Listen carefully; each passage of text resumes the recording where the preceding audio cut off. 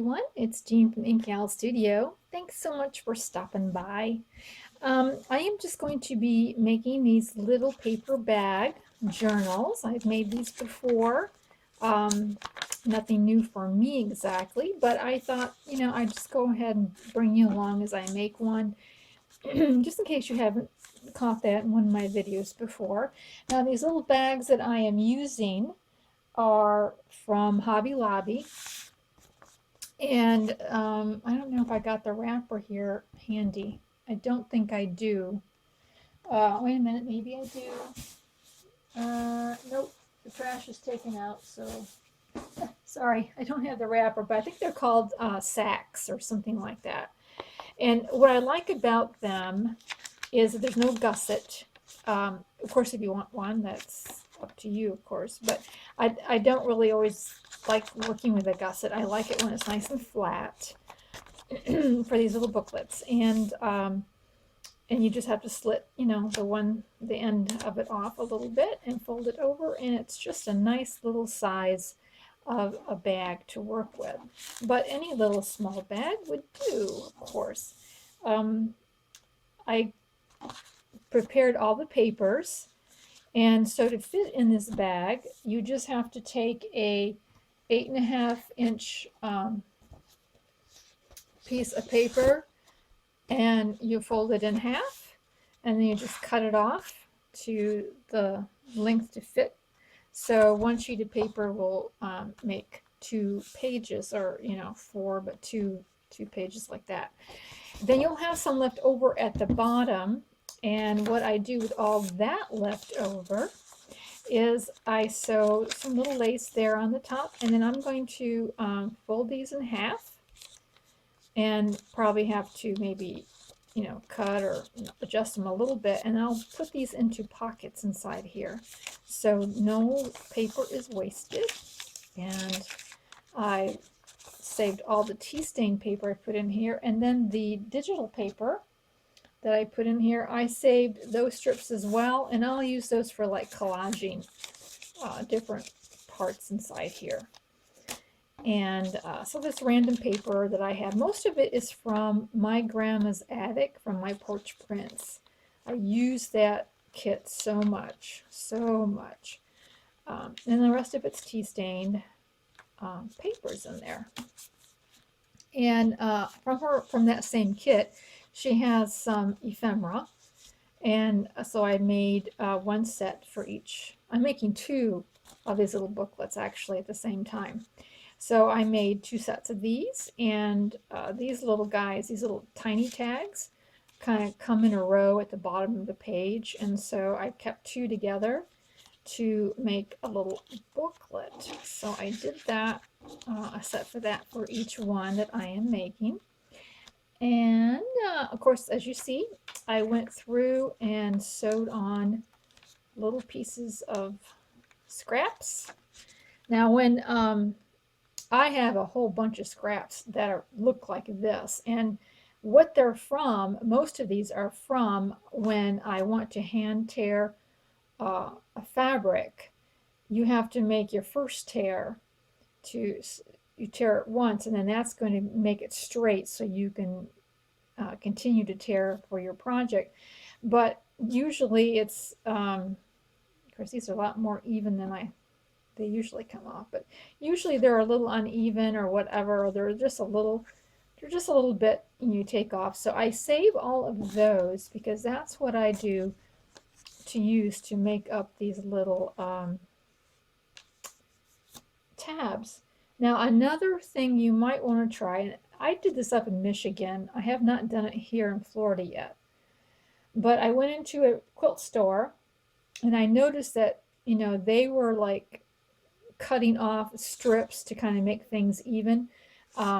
Not just them, but maybe their customers were working on projects or whatever, but they ended up with a lot of these little strips of fabric because they were trying to make the piece even, so they had to cut a little bit off the edge. I asked if I couldn't have them. Could you save me some of these little scraps and I'll take them home with me, and I did. So I have a whole big sack of them, That's just something you may want to try. I don't know, you know, if your quilt store will do that, but that was just an idea. So I do have a lot of random pieces, small pieces of fabric to work with. And so what I want to do is I want to make sure that this middle here where you're going to sew in your signatures is nice and stable. So I have prepared a piece of fabric. Whoops, sorry about that. I have a strip of fabric that's probably, this is about 2.5 inches wide by the length of my little journal thing there, and I'm going to glue this in to the middle, and that way, you know, it won't tear. The stitching will last better, I think, by having this to sew into. Now you could put this on the outside as well. You could you know, decorate the outside if you wanted to with a piece of fabric, but I am just going to do the inside here. Oh, I know what I forgot to tell you. I'll tell you that in a minute. I was going to give you a tip on how to make these little tabs that might be helpful for you. Let's just come down here and glue that middle, because that's really where I want it to be for sure.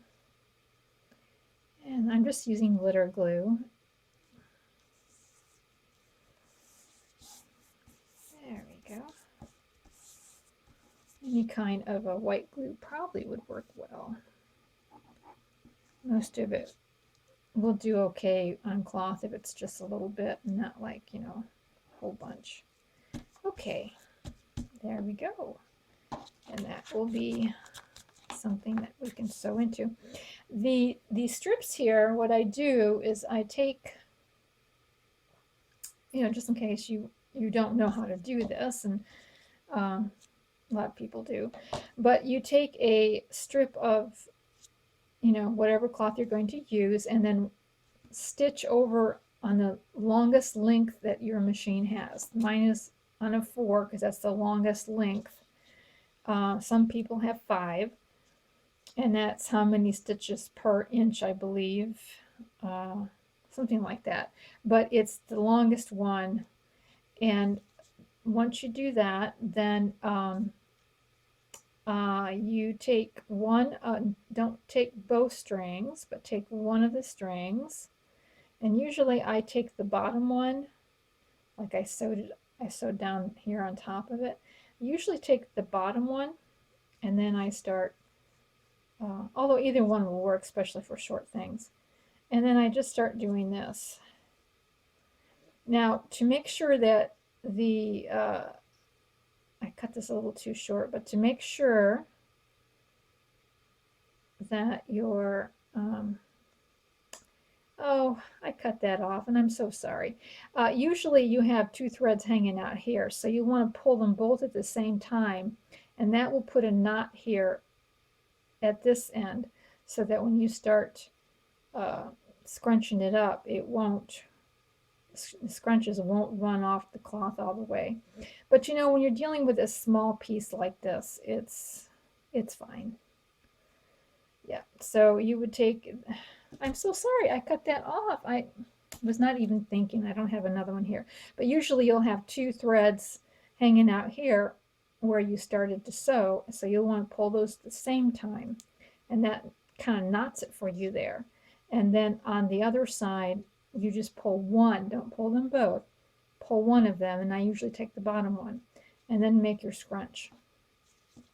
Sorry about that. And then once I did that, then I just cut off, you know, where I want to, how big of a thing I wanted. So we'll just make a cut. Now you don't want to fuss with that because it'll come off, so you want to make sure that you don't pull on it. And I just put it in like this very gently and just sew over it. And you don't have to worry about keeping the pleats even or anything, because if it's shabby chic, the little messiness is actually, I think, very attractive. So I don't know if that was helpful, but that's how I do it, and everyone has their little ways. You can experiment, maybe you'll find a different way. So this is also in. Now I want to sew my signatures in, so I'm going to first of all get the seams all matching down here so they're all folded in at the same place. And I'm going to grab a couple of clips just to make sure it stays even. Now for something this small, a three-hole pamphlet stitch is sufficient. I don't think you really need a 5-hole, and I'm just checking to see if there's any directional prints in here, but no, I don't think there are any. Okay, you don't really need a 5-hole. I think a 3-hole is good enough. And I don't even measure this, because I think something this small you can eye up pretty well. So I'm just gonna aim for the middle and poke my hole in. You gotta always be careful that you don't poke yourself on the other end. And I'm gonna come down, about 3/4 of an inch maybe from the edge on this side. And about 3/4 of an inch down on this side.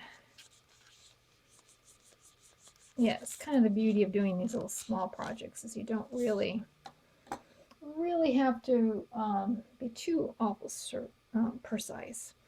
Then I usually take about 3 times the length of what I'm sewing, and that gives me plenty of leftover, because I know one time I didn't measure out enough, and I did all this sewing and I didn't have enough to finish it. And ever since then, I always try to make sure I have plenty in there, but not too much. Of course, you don't want to waste too much. But I save those little ends too as well, because you never know what you might want to make a tag or tie it onto a mini tag or something. All right. Now I'm going to line up my journal to fit in here in the middle. That's it's about right there. I'm going to poke in my hole. Come up this end. Yep. And you don't have to poke the bag, because it's pretty easy to poke with your needle. And clip off the end there. Now I'm going to be coming up on this side now, because I'm over here. So I poked a hole with my needle just to see where that hole was at. All right, and we will come back through that hole, hopefully.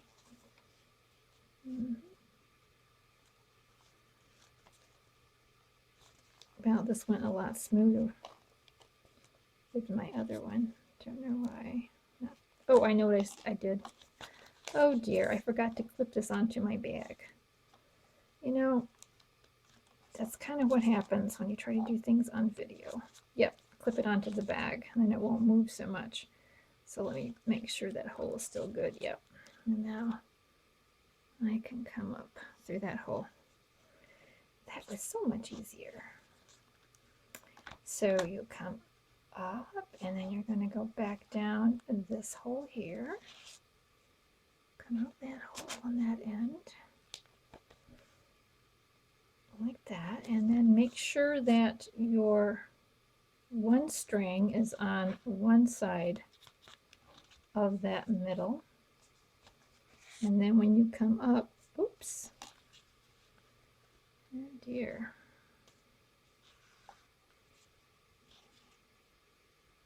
There we go. You come back up the middle again.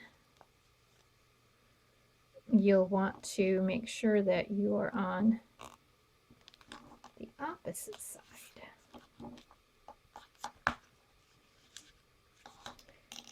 Okay, I'm going to tighten it up. So you're straddling this middle part right here with these two strings. And you tighten this way, not this way, but this way. And we just tie it off. And then we do it in the opposite direction.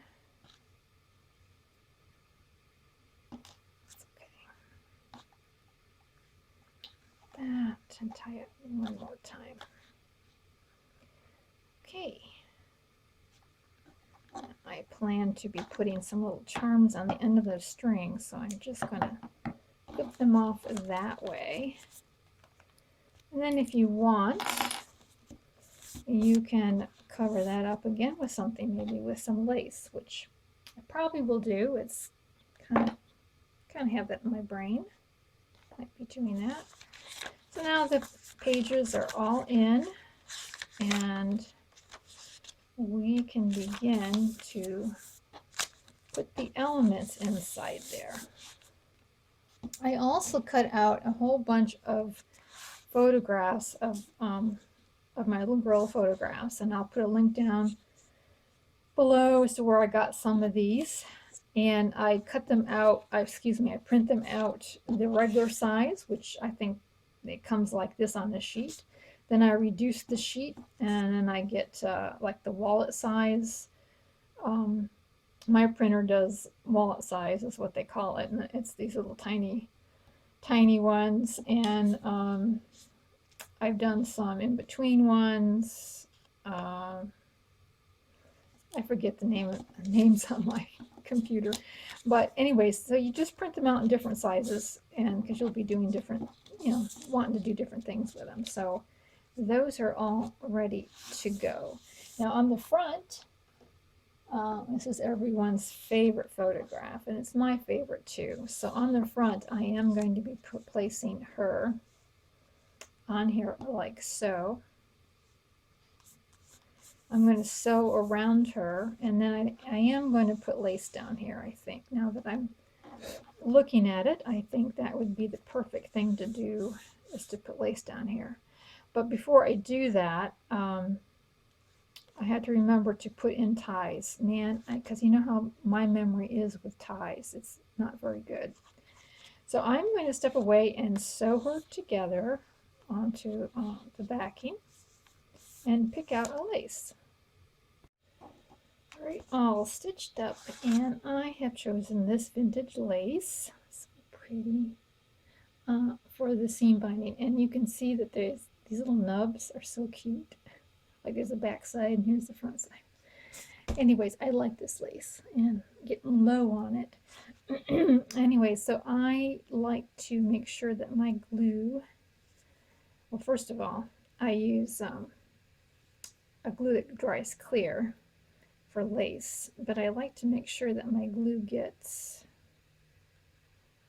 right in the more solid areas, so there's good contact.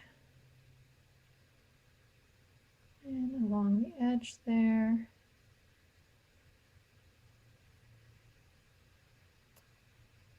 So the only thing that I use fabric tack on is on a doily that has like a thick cotton, because I don't like the shininess it leaves behind. But if you do the same principle where you dot it on those more solid pieces or places, it works out really well. And this is kind of almost done. Dun, dun, dun. Yes, it finally warmed up here. Again, I know it was cool for a while. It was so nice. But it's back to being warm. Not hot though. Not hot. I can take this. Low 80s, upper 70s in the day, maybe down to 60s at night. Yep. And that's good for me. So let's just place this in the middle of the lace. There we go. Wrap it around. There. And that way nobody sees the stitching in case it was uneven. It's just fine. Plus it glues that stitching in pretty well. Now she is going to go here, but I gotta put ties in. So I will use Fabri-Tac for that. I think that holds the best, in my opinion.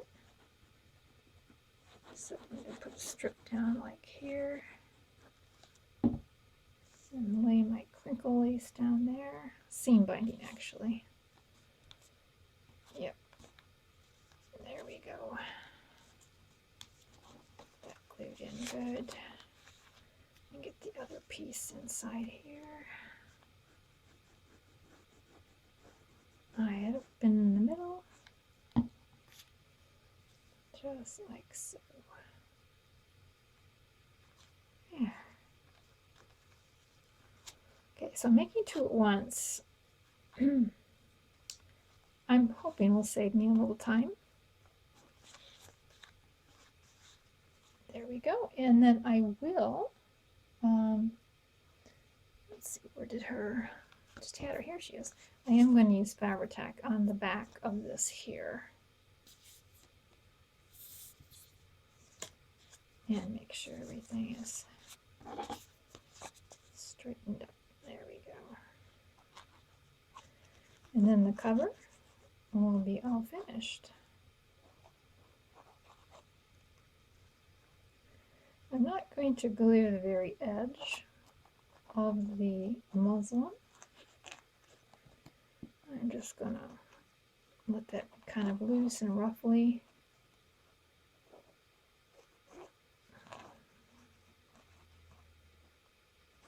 There we go.